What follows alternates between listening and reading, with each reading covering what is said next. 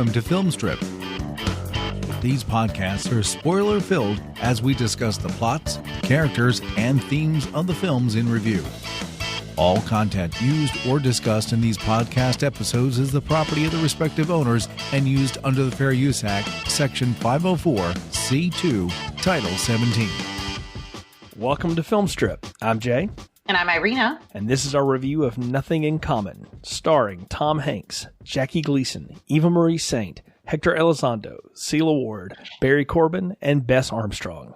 Directed by Gary Marshall, released in 1986 on a $12 million budget, it grossed over $32 million at the box office. Now, this was Tom Hanks trying to change in his career from going out from straight silly comedies to doing more dramatic work, and that didn't really happen for him and take off in a way until Big in 1988. But this was one that struck a chord with me at an early age, and I didn't see it in theaters. I was too young to see that. I caught it on like a free HBO weekend or something, and I watched it because I knew Jackie Gleason. My brother and I were fans of the Smokey and the Bandit movies growing up. If you grew up in the South, it was just kind of a thing, especially with dudes. And we watched the Honeymooners reruns, like, you know, the Back to the Future families and stuff like that. And so I knew who he was, and I knew who Tom Hanks was because I'd seen Splash at that point, and I think I'd seen him on TV, and I thought, oh yeah, he's funny. And I remember watching this, and it just broke my heart, you know, and I have held on to this movie ever since. It was never a big hit, but it was one that definitely struck a chord with me, like I said. So, Irina, have you ever seen this one before? No, I hadn't until you suggested it. I think we were having some deep discussion about Tom Hanks and kind of touched on a couple of movies. And, you know, this one particularly for you had an emotional trigger. But then we talked about another movie which kind of had the same idea, and we just went with it. Yeah, absolutely. So this is part of a twofer we're doing. We're going to do a Billy Crystal movie next time around called Memories of Me, and that's one that you suggested, and we'll talk about it then. But yeah, this one was a big one for me. Again, it just struck a chord with me. I think I know a lot of these actors from so many other things. I think I saw Eva Marie Saint on all kinds of stuff. I guess Who's the Boss is probably the thing that, you know, a lot of people my age know her from, but she's had a huge career. I know Hector Elizondo from a million things that Gary Marshall's directed him in, and I think this was sort of an earlier role for him. Celia Ward is an Alabama native, so I have to know her like by law. Having grown up in that state, but as an actress that I've watched for years. And Barry Corbin, I think I first got introduced to him in War Games as one of the colonels, and you know he's been in so many things through the years. And then I'm just going to put it out there, like every guy, Gen X guy my age, had like the greatest mom crush. It was between Joyce on Buffy and then Bess Armstrong's character on My So-Called Life, because she was on that show, and I knew her of course from Jaws 3, which I'm sure she really hates that I know her from that. But I just knew her. So I knew all these faces in this little movie. And I watched it, like I said, a lot as a kid, and I don't know that I totally got all of it, but one thing that resonated with me was David's job. Tom Hanks' character's job in this was the first job I ever remember going and like researching. And back in those days, kids, you didn't Google anything. You went to the library and you picked up the Bureau of Labor Statistics, manual, and you started flipping through occupations. And I looked at what a creative director at an ad agency was. And for many years, I used to tell people that's what I want to do in Chicago, of all places. And one of my, we did one of those like time capsule things in 6th grade, and my teacher like totally misread my handwriting and thought I said be a police officer. So if I had gone back, they would have read that and I'd be like, no, it would have been creative director to that agency, but whatever. But I got that from this. And it's funny that, I didn't really follow that, but it's funny that I held on to that for all these years of all the little things to pick up. But the thing about this movie though is it made money, but it didn't really hit at all. It was one of those movies, I didn't know a lot of these actors. I knew some of them. Funny thing, my memory of Barry Corbin is actually watching Lonesome Dove with my dad, which was, a fabulous miniseries and had everybody in it. But I really remember like sitting up at night, my dad and I, we would like lay on the floor with pillows under our chest. And we had one of those, the older TV that had the wooden box around it. Yeah, the console. Yeah. It was like sitting in front of the fireplace for us. So we would sit there, and I know my dad would pass out probably 20 minutes into Lonesome Dove, and I would sit there for the full 6 hours. But Barry Corbin, that was where I knew him from. And I don't know if you ever saw it, but he played an absolute idiot. So it was kind of nice to see him play a polar opposite to what I'd remembered him being. Yeah, as a great character actor, I mean, he's played so many things. My wife remembered him as the coach on One Tree Hill. So that's what she knew him from. And so we got a laugh out of that when we were rewatching this. But yeah, he's been in so many things. And a lot of these people have. That's the thing. And what I find is neat is to watch Tom Hanks at this age. I mean, he's almost 30 at this point.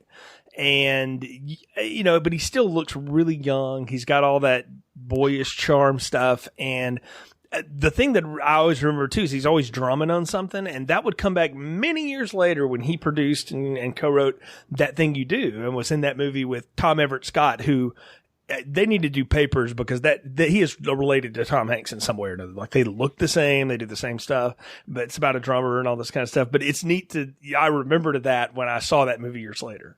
Oh, that's funny that you mentioned that. That's another one of my. I'm gonna actually call That Thing You Do a guilty pleasure movie because I don't think anybody watches it anymore. Oh no! I will. Our friend Brian, the co-producer here, big fan of that movie. He and I've talked about it on his show Tracks. We talked about it as a soundtrack that we love, and so yeah. It's just a great one. But you're right with the drumming aspect and the two of them. Yeah, you're right. They have to do some DNA research because there's no way they're not related. I mean, the guy could pass for Tom Hanks' son if he wanted to. Yeah, but it looks more like him than Colin does, which is kind of sad. I'm sorry, Colin. So, but it was great for me because I was never a fan of Big. It just wasn't my thing. Typically, I'm like one of those sci-fi action girls. So for me to sit down and watch this particular movie was actually a feat. And for me to stay engaged was a feat, interestingly enough. What I really actually found myself loving about Tom Hanks is even though he looked like he was, really young, his voice hasn't changed at all through the years.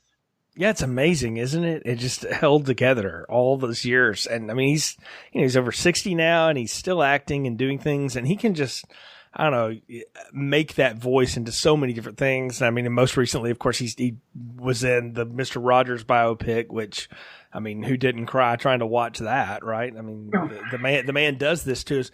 But I think it's neat though when Tom Hanks was winning Oscars and all of that, the first run around with like Philadelphia and Forrest Gump and all that kind of stuff, people were like, "Oh, where did this actor come from?" And I'm like, I saw him do this same performance in 1986 or in a movie that was made in 1986 because I'll just put the cards in the table now. I think this is one of his best performances, and it's one that most people probably don't even remember or think about.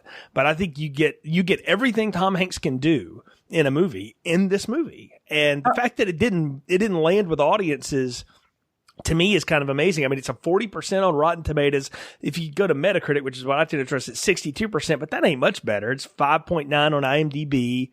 So, I mean, it's right in the middle, and I don't expect it to be a 10 out of 10, but I'm amazed through the years that people haven't gone back and maybe revisited this. So, and same goes with Memories of Me next week, which is maybe even more unknown. So I'm glad we're talking about them here on Film Strip because we tend to do a lot of horror and sci-fi and action, and we're trying to vary that up a little bit. So this is the softer side of Sears, if you will. Yeah, it's kind of fun to be involved in the softer side of this crew here. I was going to add that you were going down your statistics here. There must be more people watching it occasionally because Google users rated it 81%. Interesting. Which gives it a big jump. So, there's somebody out there sitting on their couch going, it's got Tom Hanks. Maybe I'll watch it. And they're not disappointed. Every movie has its moments, but they're not disappointed by Tom Hanks. Or anybody in this movie. Yeah, and really, we've got to talk about the anchor of this is Jackie Gleason. And the story goes, Gary Marshall talked him into doing this at a point when Jackie Gleason was less than a year away from passing away. He had terminal cancer, was very sick at this point, didn't want to do movies anymore, had done Smokey and the Bandit 3, which was a huge disaster, had done a couple of TV movies, and had basically just sort of retired at that point. And Gary Marshall told him, you don't want your silver screen legacy to end on Smokey and the Bandit 3. So he kind of shamed him into it in some way, but he really just talked him into it. And the story goes that Gleason, when he met Hanks and met with Marshall, said, you know what, I'll do it. But you can tell that he is very sick. Like, I don't know that it really hit me until maybe even watching it this time, how much he is sitting down, how slow he moves, how little they really have him do physically in this film. And it was because he flat couldn't do it. I mean, the man was very ill. No, and it comes down to even just his acting throughout the movie. I mean, you can, and we'll get into the plot in a minute, but you can see him almost living this part as the movie goes through. Yeah, he's one of those actors that could do that. There's one scene, and maybe we'll talk about it, where he and Tom Hanks really go at each other, and they called cut, and Hanks took this big deep breath or whatever, and Hanks told the story. He said, and Jackie Gleason walked up to him, put his hand on my shoulder, and said, "That's showbiz, kid," and then just walked off, and smiled like always. Just like he could just turn it on and off. And Hank said that's when he realized, like, wow, you don't have to just live with it at all times to do this stuff. And so it's neat to watch Jackie Gleason again, even if it is his last role, because as sick as he is, he's still got a lot of power behind him. And we'll get into it when we get into the movie. But yeah, loaded cast. Gary Marshall, again, acclaimed director for this kind of movie. Does a lot. He's known to do a lot of rom-coms and a lot of dramedies and those kind of things, and even spun this off and tried to do a television show of it, and it had 7 episodes. I don't know if you ever tried to watch that. I didn't know about it until years later. I went back and tried to watch it. There's a reason it didn't work. Like, it just, the magic was gone. But I can see why they would try that, and that's something that Gary Marshall was into. So this is right up his alley, but it's one of his least successful films, and I find that amazing because it looks like all of the rest of them. So why it didn't go is one of entertainment's mysteries, I guess. I always like to give you some sort of confession of something that I didn't know. This was actually my introduction to Jackie Gleason. So it makes me want to kind of go back and watch all of the things he did because I enjoyed him in this so much. It's such a storied career. Lots of things we could talk about with him for sure. Well, let's talk about this one. Why don't you give us a plot summary? All right. Tom Hanks plays David Basner, a young Chicago advertising executive whose career is skyrocketing. His personal life and eventually his professional life are derailed when his mother, Lorraine, leaves his father, Max, after decades of a loveless, borderline abusive marriage. David is now the go-between for his parents' faltering relationship while still trying to maintain his own life and make a big splash by attracting a major airline for an ad campaign. While his mother adjusts and finds happiness, Max's life falls apart. He loses his job as a salesman after it's clear to the company that he can no longer keep up the pace. His health is failing because he doesn't know how to, and maybe sometimes even refuses to take care of himself. And David leans on his high school sweetheart turned best friend, Donna, but even she knows the answer is clear. David is going to have to grow up and help his parents in the next part of their lives. David uncovers Max's health issues and rushes him to a hospital where he requires emergency surgery. Lorraine visits Max to offer support, but he shuns her away only to sob himself to sleep, realizing the mess he's made of his life. David makes a bold stand to stay with his father rather than accompany the airline boss to an important meeting because he realizes he was on the road to becoming just as detached from his personal life the way his father always was. David's boss, Charlie, covers for him and smooths things over with his young protege, allowing him to be there for his father, Max. After a successful surgery while wheeling his father down a hallway to leave the hospital, Max confides he is proud of his son, saying, "You were the last person I ever thought would come through for me." David smiles, and we see an ending montage of David successfully balancing work and life and his now divorced parents who have settled into their new lives as well. And that's the plot summary for Nothing in Common. It's actually a pretty simple little story. It's a guy who's got a great job and is kind of a playboy and just sort of does his own thing. And as he puts it out in the movie, his lifelong goal was to grow up, get a great job, buy a big house, show it to his parents once, and then they would go away and die and he could live his life.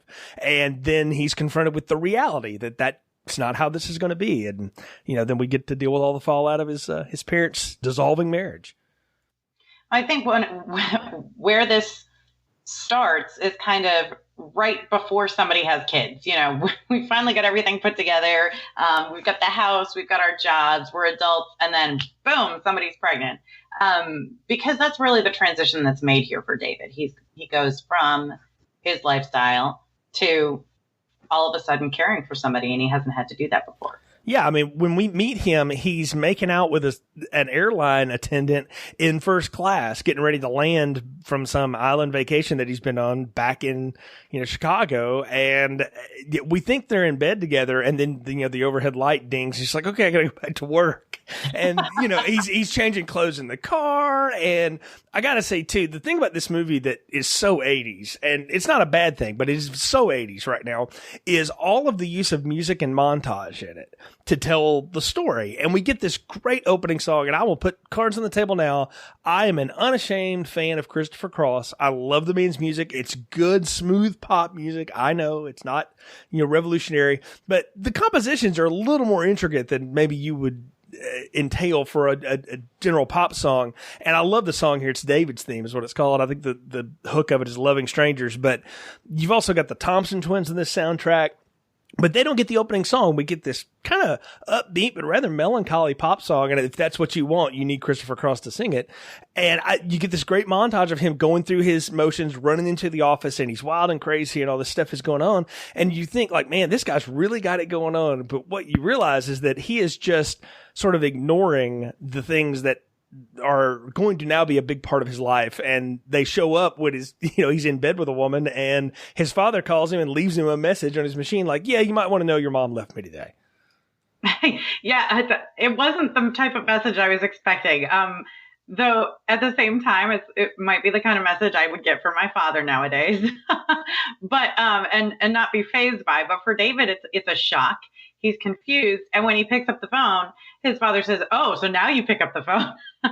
Right. He starts quizzing me like, you got a girl with you, and all this stuff. And I mean, and of course he's embarrassed by this, and he has to do this whole back and forth. And I think it's neat though that their first interaction is over the telephone. And a note I made to myself here was, I was like, this is exactly the kind of news an estranged father would deliver over the phone to his son. Like normally, right, you'd think somebody like might come up and knock on the door or talk to you, especially if you live in the same area. It's not like dad lives in California or something. And you just calls him on the phone like, your mom left me, and I mean, it's just out of nowhere. And when David goes to see him later, he's like, look, I know you're busy. You got to go. And he's like, look, you called me 3 times last year.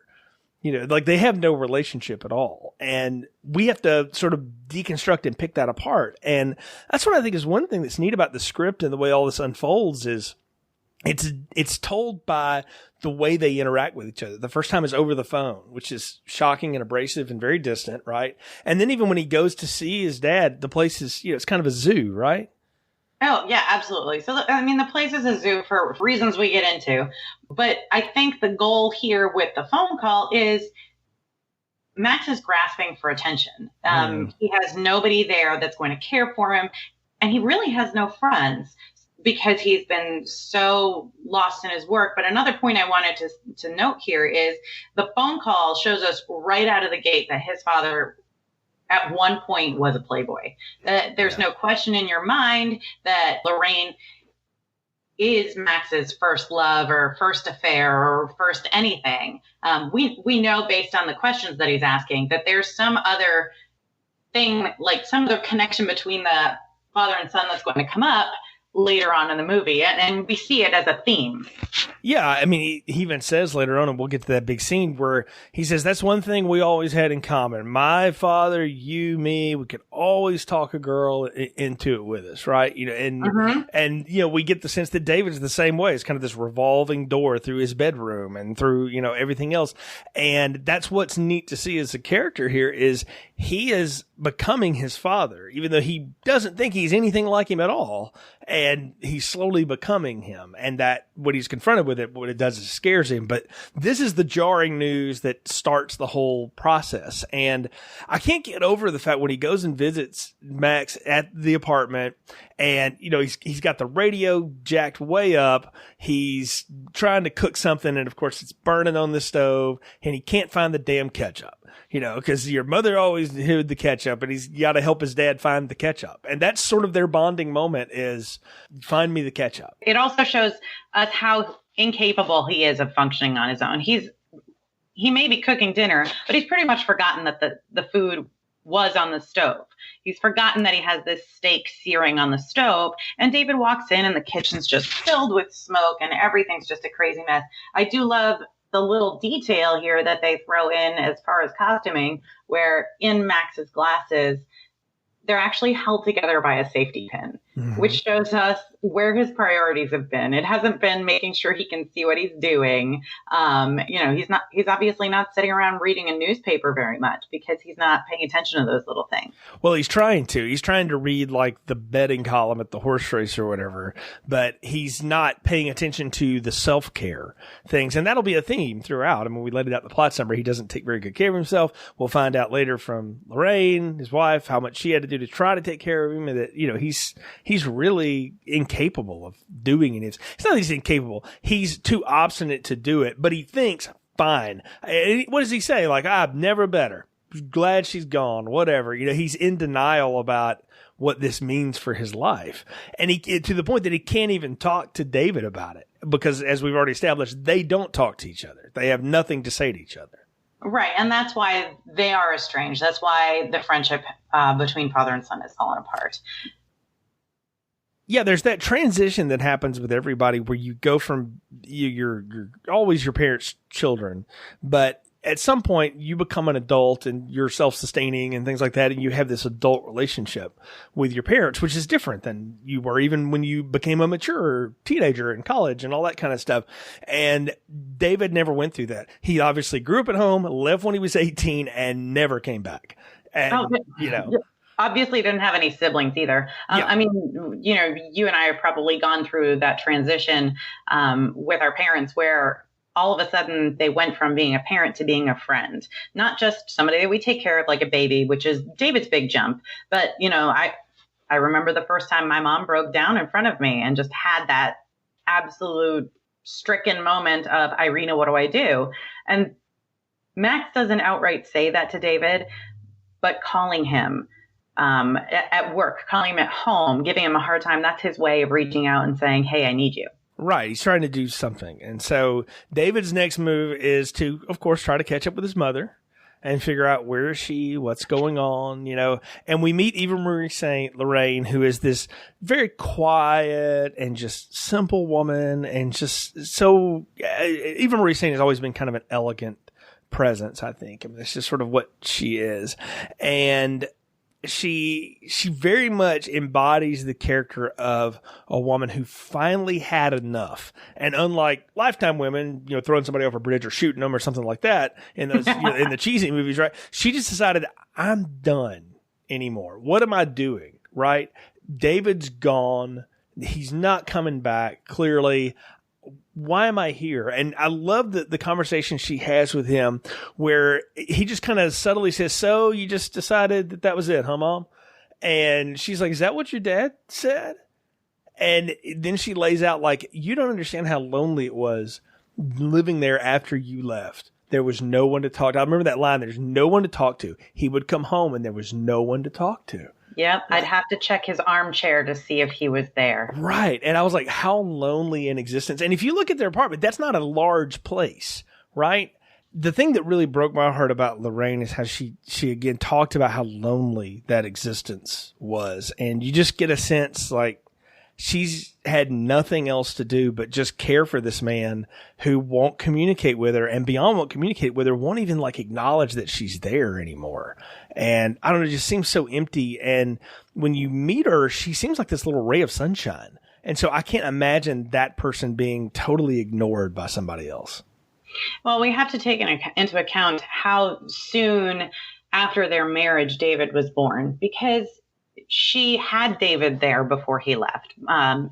He was her everything. He was her go-to person to talk to because Max was always at work. So for a long time, Lorraine's had that one person to talk to. And, now she's stuck with kind of frumpy dumpy in the chair, who's not taking care of himself, not taking care of her needs, and obviously we're not talking monetary needs here. We're talking about emotional needs.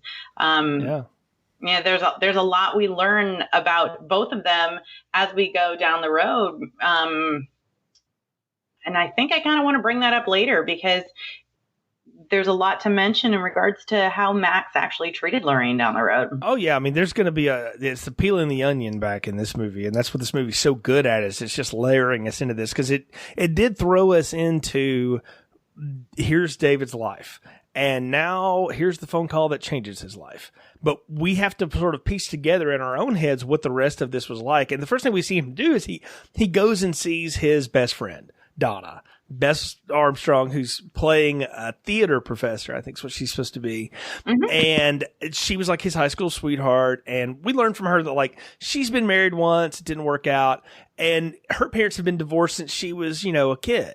And so he's trying to talk to her about this, and she's telling him like, I don't know what to tell you. Like that's sort of been my reality for so long, and it was better for him. Part of Donna's thing is she's putting up a wall. I think she's always been there for him, and I don't think that being the one that got away was something on her part. It was completely one-sided there.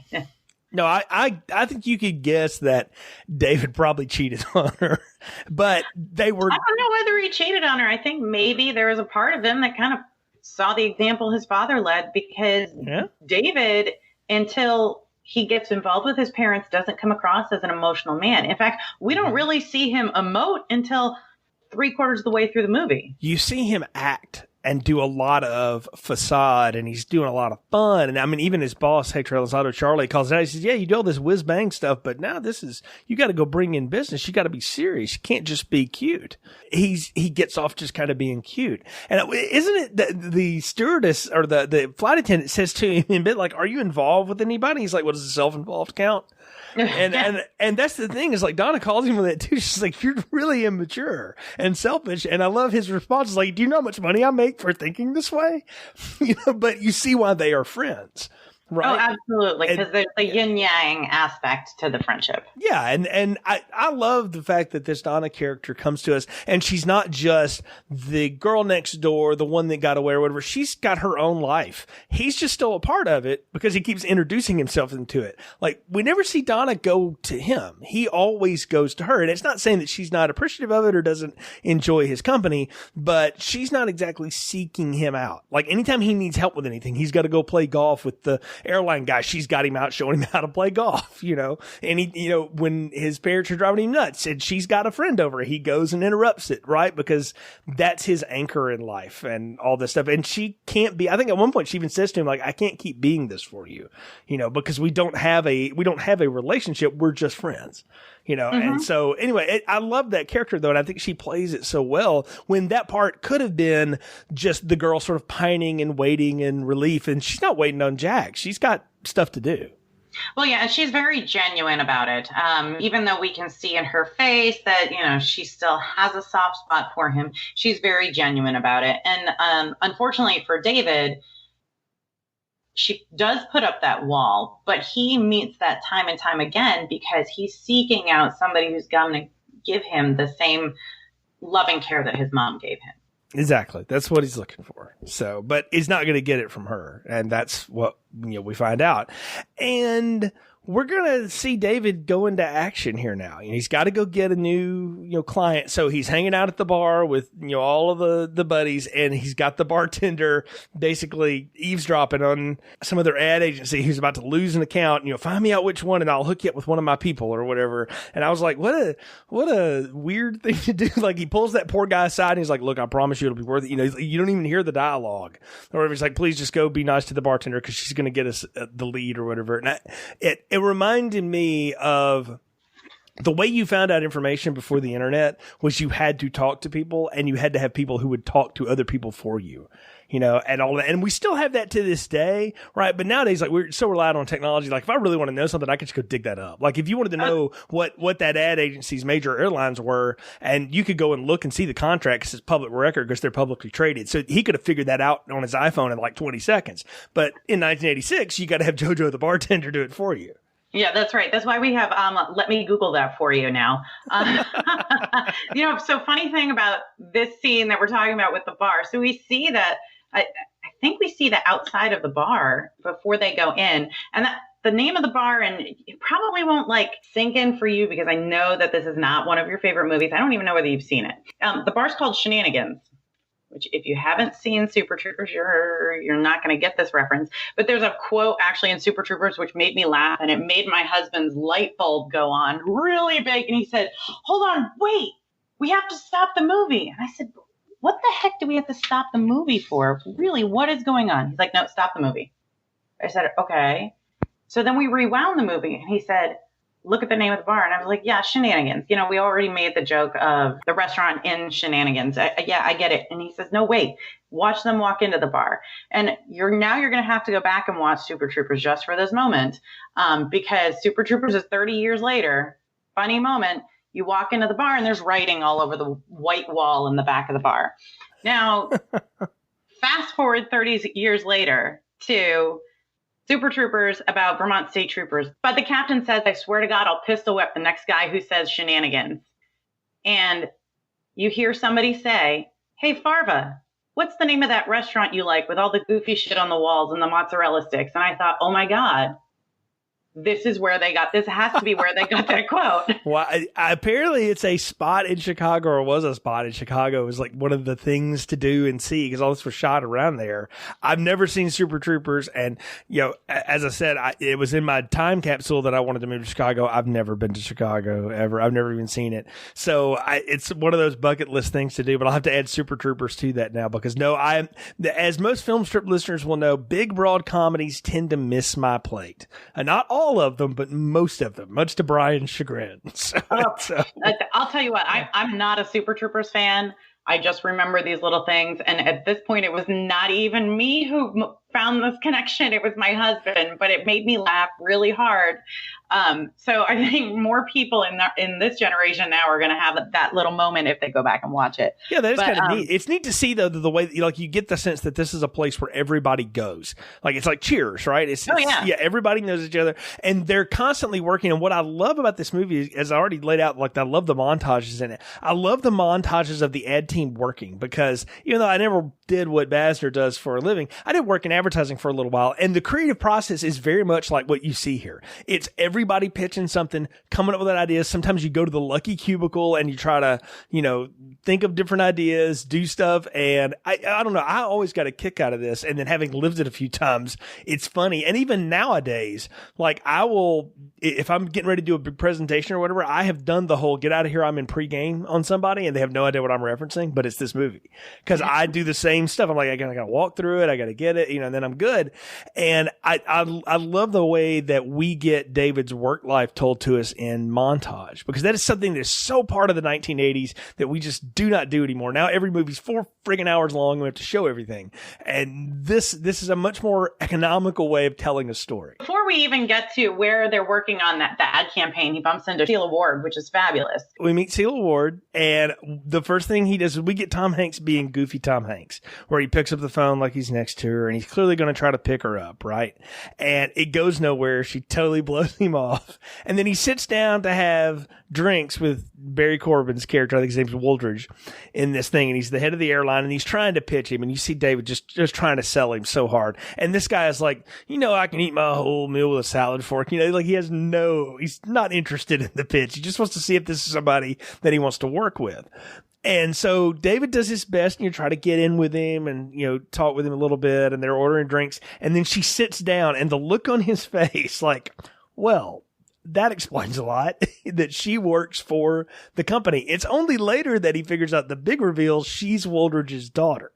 But I love Sheila Ward in this movie because she is the epitome of the 1980s woman executive, the way Hollywood portrayed them. Super brassy and totally in control, and doesn't, she's as much a figurehead of all of this and a driving force behind her business as David is on his, and she's not going to take any of his crap. And that was something that was changing. It was changing in the world of work, and it was changing in Hollywood, thank God, finally. And you had to get a good actress to do that, and Sheila Ward can always pull that off. Well, she's so powerful. It's just a strong presence on the screen. And she follows suit with what Wooldridge says about her. I raised her to be a man. She's tough as nails. She's not going to let anybody get in the way of what she wants. And I do love the fact that she's very clear about what she wants. Whereas we have the polar opposite of her in Donna Martin, the best friend. Yeah, who maybe doesn't really know what she wants. She just knows she wants to do her theater and have her theater students do amoebas. I took an intro to theater class once, and we did a very similar exercise. So that is not far from reality. Yeah. So as an actor, I'll tell you, I've never had to play an amoeba, and I've never taken an intro to theater class because I never would want to be an amoeba. But I think Donna does know what she wants. She wants David. Really? It comes up time and time again. Yes, absolutely, 100%. Because at one point she says, you know what? I can't do this with you. As you said, she says, I can't be your emotional punching bag. And she cuts him off. She says, no, I'm not gonna put up with you. And then we see him through another beautiful musical montage with no lines from anybody. He's out to lunch with Celia Ward, having a glass of wine, having his salad, and he sees her walk by sweaty after riding a bike with her current boyfriend. And we get the exchange back and forth of the looks they're giving each other as she walks away, these longing looks between the two of them. I'll tell you, the look that got me on that one is the look Celia Ward makes. Like, you would expect her to look at this woman and sort of judge her and be like, who are you, peon? But she doesn't. She looks at her and I think she looks at her and him and is like, why are you two not together? Like, she kind of gets it, that her and David's fling is exactly that, is what it comes down to. And we'll talk about some of how they fling together here in a little bit, because some of it is absolutely hilarious and downright strange. But back to what I think is neat about this movie in 1986, and I know I'm putting on 2020 glasses for this, whatever. In 1986, it was different to see a movie where women had this kind of agency and this much control over what they were doing, and it wasn't so obvious that they were falling all over the man. Like, am I wrong about that? I'm the dude explaining it to you, so please don't let me mansplain here on the show. No, you're fine. Actually, we still don't see as many women as strong as Celia Ward plays Cheryl Ann Ward. And I think that's because maybe she's kind of the caricature of that type of woman, that powerful woman. It brings it to the extreme where she's even emotionally detached. There's no love for David. Yeah, that's the thing. There's no love for anybody. There's no love for anything. She is so straight-laced and serious and business, and it's all business, all the time. Even her relationships are clearly, it's just business, and that's it's almost the sad part, is you can see that she is completely unable to relate to people. And David has sort of turned that off in his brain, but the truth of the matter is he's totally able to relate to people, because he's very much like his mother, who is a very big-hearted person, as we'll learn. Yeah, and we see him try to get away with not having emotions, to the point where there's some old lady in one of the hotels throwing coins into, like, the fountain in the middle of the hotel, using it as a wishing well, and he just catches the coin in midair and keeps on walking. Like, hey, I took your wish away, not caring about some simple pleasure that some little old lady has. Yeah, I mean, he just does all this kind of stuff. But then again, he can try to be this big softy. Of course, he tries to hook up with Cheryl Ann, and she ends up picking him up, which is fun, and then leaves him at his apartment. That's when she drops on him like, oh yeah, that's my dad that you were having dinner with. And I will say this though, man, he has a great, like, as somebody who works in career services, he has a great, like, networking recovery moment, because he's already been kind of shut down on his pitch or whatever. And Woodward's laid that whole salad fork line on him, and he comes back to him and he really charms him with how do you handle the soup with that? And he just, you get that big grin on Barry Corbin's face. And it's like 3 or 4 times he does that in the movie. And that's his signal that, like, I now approve of you, and that's what's fun, is you see David desperately seeking this man's approval, seeking Charlie's approval. And why? Because his father never did that for him. Mm-hmm.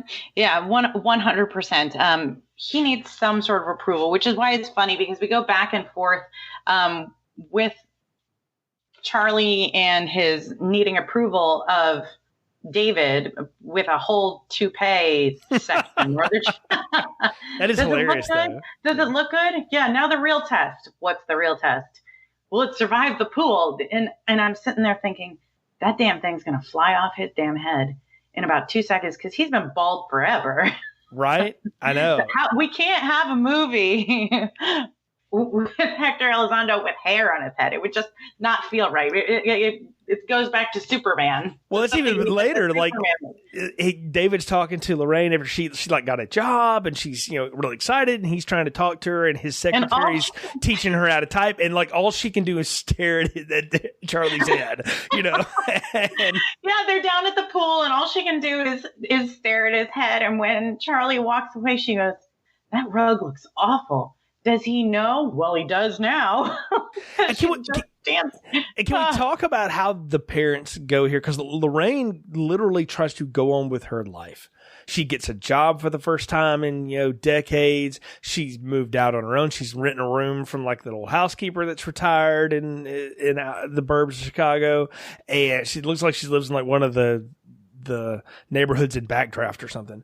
And what I found interesting, since it was the 80s and there was still some sort of segregation, as she was moving in with a black couple. Right.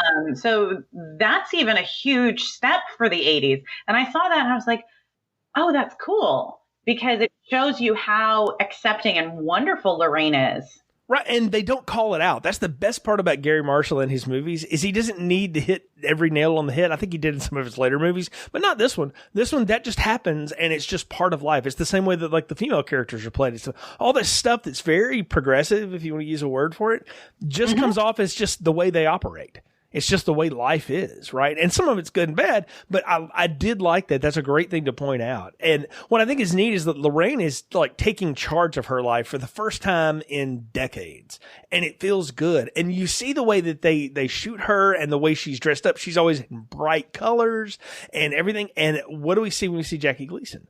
He's in dark colors. He's always in the dark. He looks very sad. Part of that is the man can act and do that. Part of it was he was deathly ill, so he couldn't look any other way. But they contrast them with her life is starting to recover and move on, while Max's life is completely falling apart, because we get to follow him for a day when it looks like he is the charmer of the world, right? He's got the pretzel guy that knows him by name, and he's handing out pins with his name on them, and he's talking to his sales leads in the garment industry and all this stuff.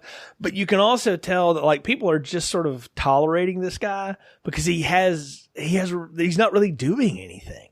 I'm going to go back to you talking about colors too. One of the other reasons why we see him in the dark so much is he can't see. He's having difficulty with his vision. It's part of what is affecting his life so much. And me being the eye person, sorry, I gotta go there.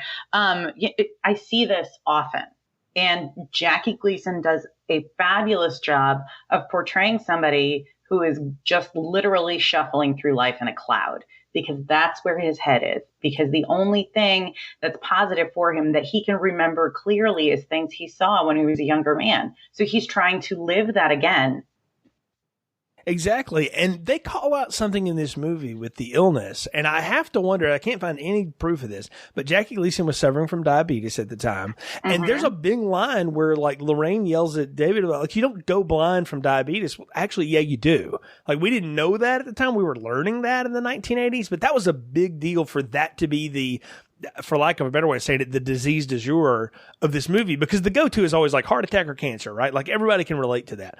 But what Max has is more people have, and we don't talk about it, or we didn't talk about it then, right? And it was the first movie I'd ever heard of it in, and as someone who lost a parent to complications of diabetes, I can assure you, yes, this is the kind of stuff that happens to you if you don't take care of yourself and if it gets out of hand.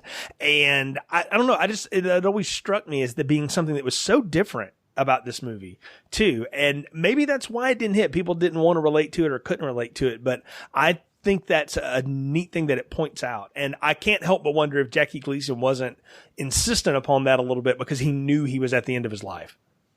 And they took an education moment is really what they did. Yeah. They gave us a great, father-son story. But then the realization of, hey, if you don't take care of yourself, you're going to end up like dad. You're going to end up blind. You're going to end up sick.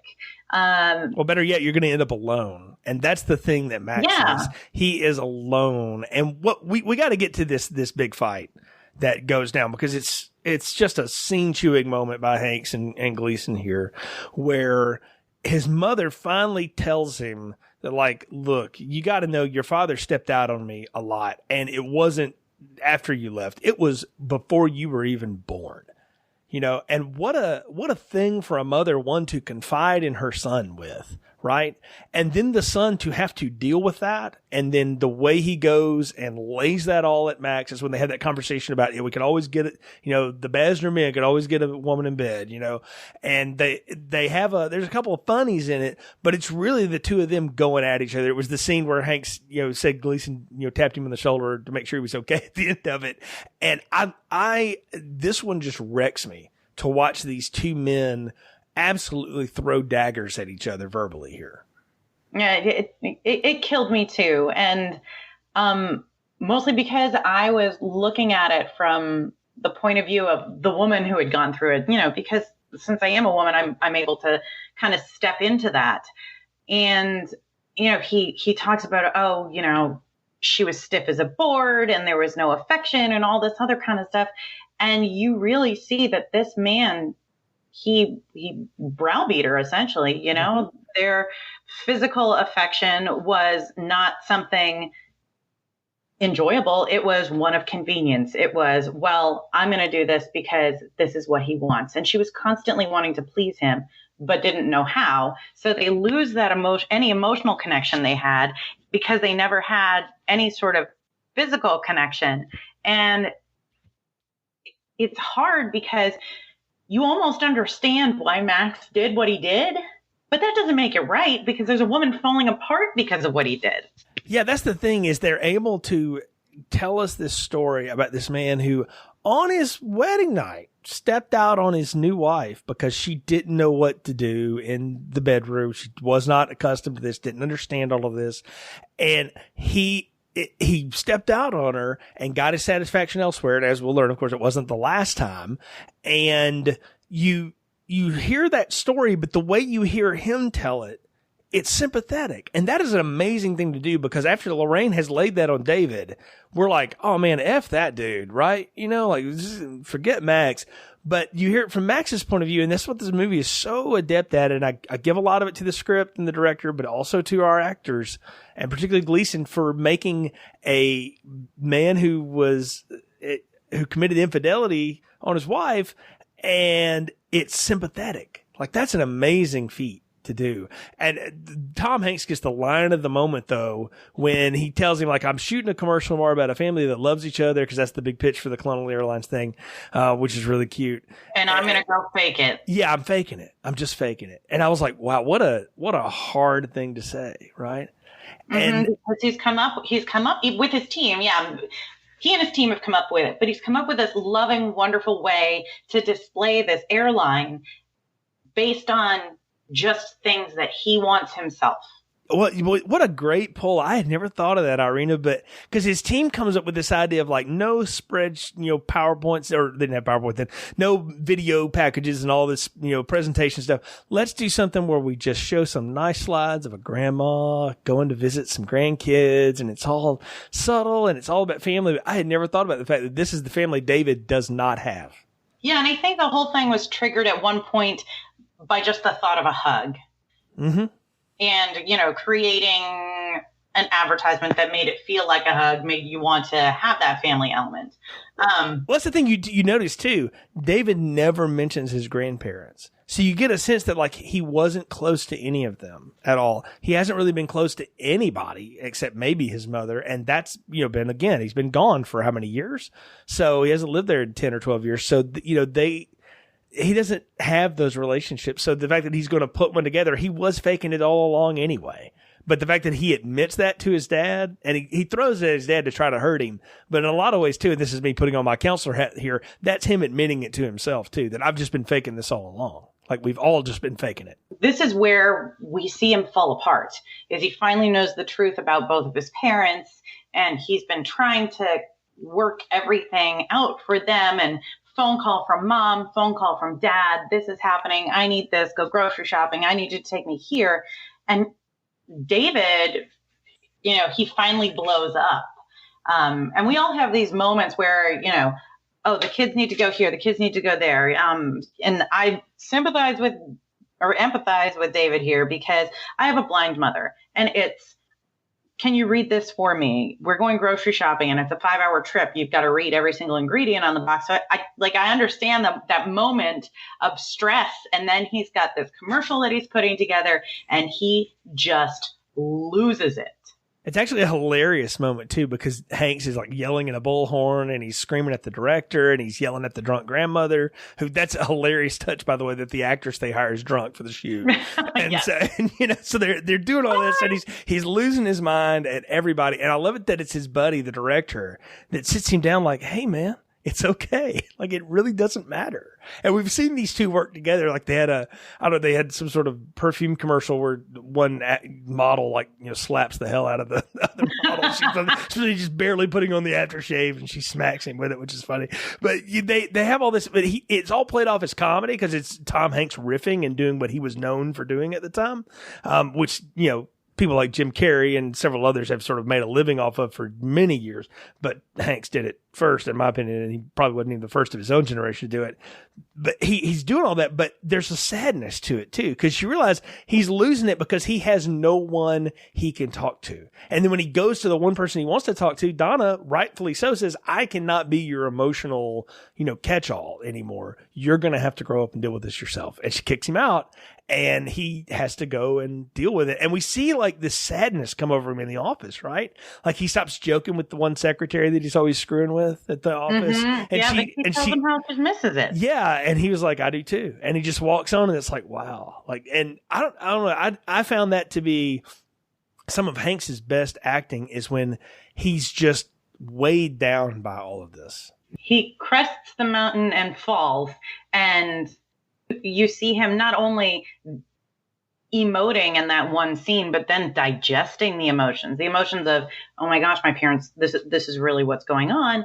And as you said before, he doesn't mention his grandparents. He doesn't mention anybody. He doesn't mention an aunt, an uncle. He obviously has no siblings, no cousins, nothing. I mean, the people that he works with, they're his family. Yeah. So it's nice that we do see his director buddy take over and say, hey, we got you. And even more so when Max really gets sick later in the movie, his boss stepping up for him.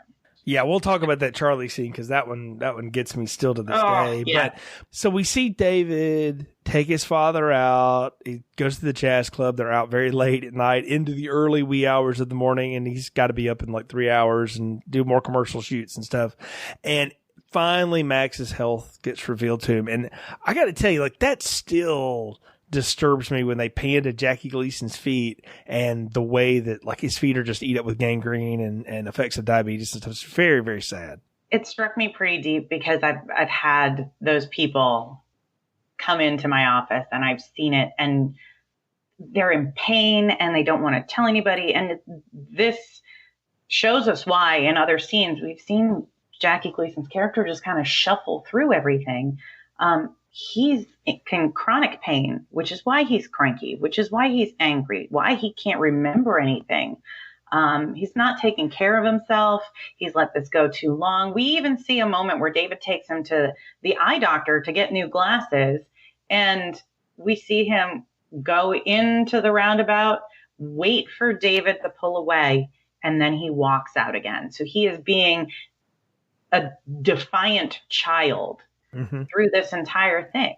Well, his whole thing is he spent all of these years taking care of everything and feeling like he was in control, and now he's no longer in control, and he's having to let that go, and it's just killing him. Like, it literally is killing him. And a lot of credit to Gleason because they did a little bit of makeup job on the feet, but not all of it. Some of that was very real. And to be like, actors have all manner of vanity in the world, present company, excuse me, but this guy had the kind of career that like could have been very much Kiss the Ring and stuff. And to allow himself to be vulnerably photographed like that, again, it's an education moment that they're doing here. And it is a visual that if you've seen this movie, you will never get out of your head. Well, and it's not just a visual for when they pan to his feet and his own expression, but I wonder if this is the first time Tom Hanks even saw that. That's what I'm wondering too. Like if they got it straight from him. Yeah, the look on his face is a look of utter surprise and shock. And I feel for him in that moment. I'm right there with him. And, you know, not to project too much here, but my mother passed away several years ago. And I remember one of the last times I went to go see her when she was still coherent and she was in like physical rehab and stuff. And it was so sad to see the condition she was in. She couldn't move herself around hardly anymore. She was struggling just trying to move little blocks on a table as part of her rehab. And I just remember that. And, kick me. I thought of this movie during that, because again, it just made such an impression on me. I'm sure I'm not the only person that lived through something like that. Everybody's lived through something like that with an aging parent. And it's sad, but it's also a moment when the final veil is now dropped. There are no more secrets between Max and David anymore, because that was the big one Max was keeping. And now David's like, no, we're doing something about this right now. And credit to David for taking charge and going, nope, you're going to the hospital. And Jackie Gleason is pitching an absolute fit in the background. And it's hilarious in some ways. Oh, pitching a fit in his wheelchair. Yeah. It's like, it makes me think of like my husband's grandfather, because, those things happen. I remember one time my husband's grandfather went into the cabinet to get a thing of scotch and smacked his head right on the door because he fell over. But it's these guys who are getting old and they don't want to say, hey, I need help, or no, I can't do that anymore. And then, they're put in the timeout chair. I mean, Max is essentially put in the timeout chair, and then he's in the hospital bed, and all of a sudden he's alone again. Yeah, well, he tells David, you got to get out of here. I got to get some sleep. You got to get away from me. And he's trying to relate to him, but he doesn't quite hug him, and he goes. And then we see Lorraine come and visit him, and they have their last scene together. And you talk about just breaking your heart. Like, total credit to these two for doing this without yelling at each other, because they're in a hospital.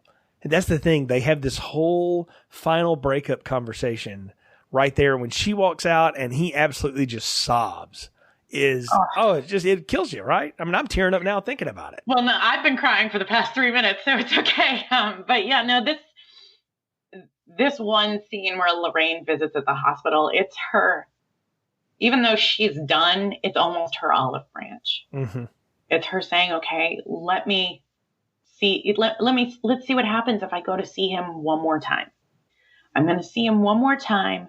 And if he's happy that I'm there and realizes that he needs me, maybe I'll stay, because it's easier to stay together than to break up. I mean, everybody knows that, unless it's really bad. And when she does leave and Gleason sobs, I turned to my husband and I said, I can't hold it in anymore. And he already had tears pouring down his cheeks. I thought, okay, at least we're both in the same boat here. Yeah, it's hard to not watch that scene and not let it affect you in some way. And they're not the last one that'll do that to us here. But we see that, he sobs himself to sleep. Well, the next day, David is going to be back with him.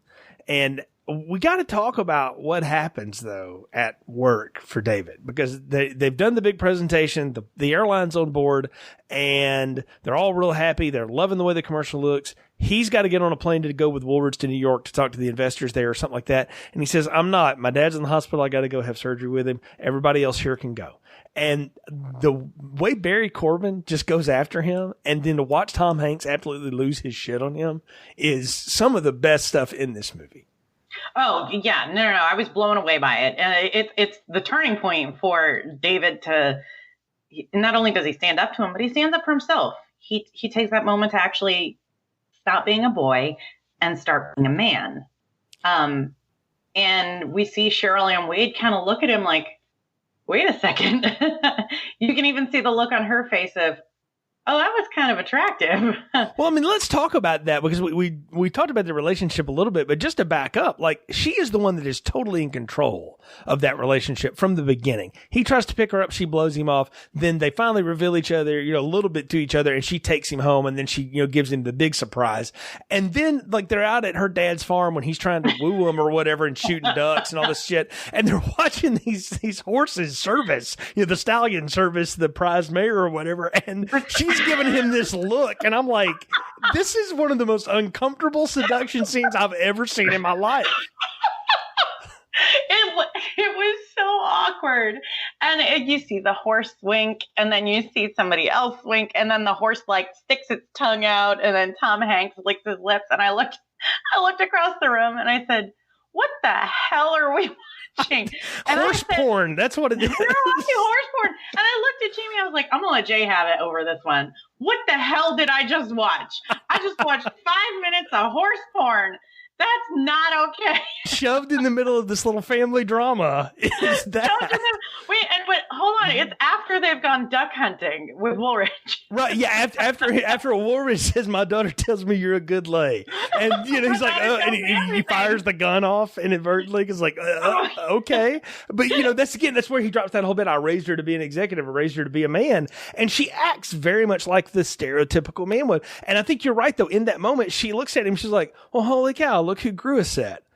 She's sort of sad to see him go, but she's also proud of him when she tells him goodbye. And I liked that's our last scene with her, is her saying, like, we made a great team, but nothing ever lasts, but you'll be okay. And she just kind of winks and walks out the room at him. And this is after he is, again, he's lost his mind at Barry Corbin, and we get our F-bomb of the PG-13 film. And it's back before they really started monitoring that. But anyway, but what I love about that is that he does stand up for himself. And so he goes back to the hospital after that. And he does something with his dad here. I thought this was so sweet. He's like, I got a couple of cigars, maybe they'll let you have one in the surgery. And he tucks it under his pillow. And this time he doesn't hold back. He gives him this huge hug, and he's, and his father, you can tell, like, wow, that's what that feels like. Like, that's the first time they've obviously had any physical contact with each other in years. The important part of the cigar exchange is not that he brought him a cigar, because Gleason's smoking a cigar through the entire movie. Right. Everywhere he goes, he's got a cigar hanging out of his hand. And they have a discussion about how they're not Cubans. And when he brings the cigars to his father in the hospital, and he specifically tells his father, who is barely awake on the bed after coming out of anesthesia, I got you Cubans. Or they're Cuban, he says. And then he gives his father the cigar. So it's not just the exchange of the cigar. It's the thought that went into the whole thing. It's David humanizing his father. Yeah. And he's come through for him twice in so many, little ways and big ways. Came through for him in that boardroom, and he's come through for him at the hospital. And we got to talk about, too, Lorraine's kind of exit from the movie here is that she does one last prep of Max's house. So he's ready to come home, and then giving David the key saying, I'm done. This is it. Yeah, she goes out, she goes grocery shopping, makes sure everything's clean. She cleans the house, waters the plants. You see her even playing with a plant as she's standing there, just checking to make sure it's okay. I don't think it's just for Max. I think it's for her too, because this was her home. Right. And she doesn't want to leave Max stuck in a place that is going to be unfriendly, and remind him daily of that time when she wasn't there, but have him come home to a place that's a home and not a bachelor pad. And can we take a moment and talk about the friggin' ketchup? Yes. They finally made sure he knows where the ketchup is. Yes. We can see that Lorraine has found the ketchup and put it in a place that everybody's going to see where it is. And my husband hadn't seen the first 20 minutes where they're debating, where's the ketchup? Where's the ketchup? And I started screaming, there's the ketchup. Look, she found the ketchup. Right. It's so important. It's such a big deal, but it's a little thing. It's that little subtle stuff that just makes this movie kind of sweet and schmaltzy, but it also makes it smart, and that it works together, and you can see this sort of evolution. What I really love here is how Charlie steps up for David. David has screwed up big time. This account is gone. That is major money. You don't do that and survive, at any level. There's going to be repercussions. But what we'll learn in the aftermath is that Charlie's pretty good at his job. And he kind of calms Woolridge down, and he takes care of everything. And I love what he tells David, because this is so important. And I tell people this all the time, especially young people, when you're going into the workforce and stuff. If anybody offers to be a mentor to you, you take them up on that twice, and you ain't got nothing you can give them at that point. But when it's your turn, you need to turn around and do the same thing. Because I had people do that for me, and I'm at a point in my career now where I get to do some of that, and it's a blast. And what I love is the way Charlie talks to him here. He's like, I was just like you. I was all over the place. And when I finally got around to seeing my dad, he didn't even know who I was. His mind was gone to the point that he didn't even recognize me anymore. And you don't need to live with that the way that I have to. So I'll take care of it. You're okay. Do what you got to do. And And we see, he basically tells him, take your time. It'll be here when you get back. And, we see David eventually goes back to work. So his job is not completely ruined. And I think that's a huge thing that his boss steps up for him like that. It is huge because we're able to enjoy the moments, a video montage of David and Max having time at home and being family. Yeah. Getting to know one another again, watching television together, reading the newspaper together, listening to music together. And one of the things that we miss here, that you and I missed here, what we didn't go back to, is after Lorraine leaves the house, David takes a moment and he sits down and, we see him turn on the tape deck next to his father's chair before he goes back to the hospital. He turns on the tape deck and he sits down and he looks at his father's glasses and he puts them on and he just sits back in the chair, almost as if he's trying to see things from his father's point of view. Yeah, well, he literally is at that point, right? He's trying to sit in that chair in those shoes, and because he doesn't know what's going to happen next. He really doesn't. And, Max has pretty significant surgery. He loses his toes, part of a foot, but he can learn how to walk again. That's a pretty big deal. And you get the the ending montages again where you see that David and Max have a relationship. David and Lorraine have a relationship. David has a job still. But before that, you get the heartbreak moment. And I teared up when I was reading the plot summary, and I'm the one that wrote it. But that whole line about "you're the last person I thought would come through for me" is just the sweetest, perfect last line you could have for a movie like this, because no other dialogue is after that. Oh, yeah, absolutely. It was a sweet farewell. And I'm going to just stop there because I'm going to start crying on the other. Well, I want to ask you one thing, because we do get a moment where David realizes Donna got her grant, so she's getting new theater seats for the little theater she's renovating. And he goes to sit with her on some of them, and he has this moment with her where they have that whole bit about, my parents were the girl they liked. Well, I'm the other one they met, too. And I had a question. I wrote it to you in the notes. I'm like, do they get together? Is that what happens here? Because it's not confirmed, but you kind of get a sense that, they might give it a shot. I think what we see here is grown-up David looking at Donna through new eyes. And I do think that 100% they do end up together, because he finally realizes, after watching everything that his parents have gone through and seeing the truth of their relationship, what he has in Donna. He has everything that he wants in her. He just hasn't taken the time to say, okay, I have to put this part of my life first. So he reaches his hand out to her and he says, "This feels comfortable." And she says, "It really does." Yeah, it's a really sweet thing to see them do. And you get, again, they've laid that Christopher Cross song on us once, but it appears throughout the orchestrations and the themes. Patrick Leonard weaves it throughout the whole movie, and it's David's theme. I mean, that's what the subtitle of it is. And I think Christopher Cross made a side career out of somebody's theme in a movie. But, I mean, really, but it's perfect for it. And it's a good, sweet moment. And we get that same swell again with Max. And then the montage, and we're out. And that's it. And we're off to the credits, and that's the end of the movie. And we don't know where they go and what happens, but we've got our little story as it's told. So it's the part of the podcast where it's time to give final thoughts, recommendations, and popcorn ratings. So Irina, what are yours for Nothing in Common? The final thoughts on this movie are, I love the fact that it ends on a feel-good note. They could have ended the movie with Max passing away and us mourning his loss or remembering the wonderful things about him, but we didn't. We ended on a happy note of a family coming together. Would I recommend this movie to anybody? Absolutely. I'd recommend it to everyone, especially any father or son who is going through some sort of strained relationship. But it really is, aside from that one F-bomb, it's a family movie. I would even have my kids watch it, and I think that they would be just as emotional and understanding through the entire thing as I was. As far as popcorn ratings, it's not an extra large popcorn. I'm going to kind of put it right in the middle because it did hit my emotions, and we'll give it a medium popcorn.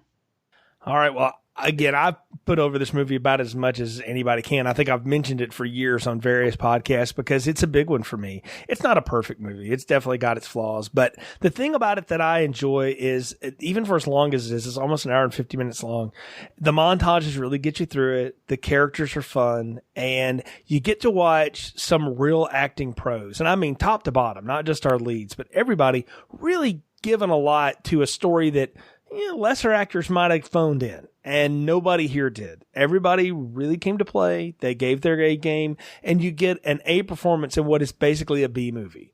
And that's a high praise. And so I definitely think this one is worth revisiting, particularly if you're a big fan of Tom Hanks. And I mean, let's face it, who isn't really? Go back and watch this, and you will see everything that you have loved about him for the last 20, 30 years of his career right here before it really took off. And it's the same performance, it's the same voice. Even when he yells, it sounds the same. It's amazing, to watch this guy. And you'll see one of the great comedians of all time, Jackie Gleason, in his swan song. And you get to see some great character actors and a lot of fun. Again, not perfect, but the soundtrack in it is fun.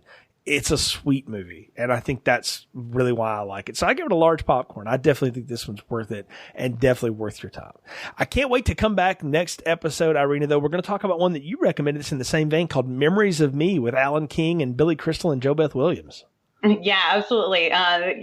We kind of took a moment to compare some, not really compare, but to share some oldies with one another. And Memories of Me is one of my favorites. Kind of strikes a chord like this one does for you.